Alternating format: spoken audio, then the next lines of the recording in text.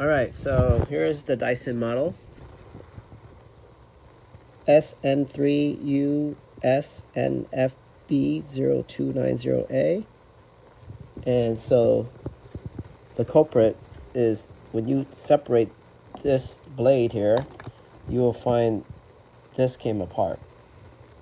Another Torx.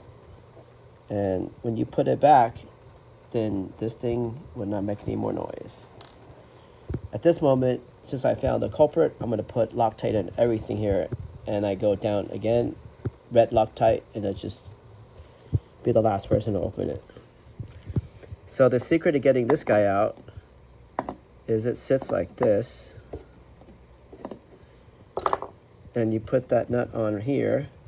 I'm going to put Loctite on that guy too. I used a giant adjustable wrench, and then I held onto the gray thing, the turbine, and when I held onto it, I just took this and I just kept on knocking at it, and the whole guts just fell at the bottom, and this came out. Then this thing fell down, but I didn't even see it until now I see it. All right, so if it's not tightening this, so this came out.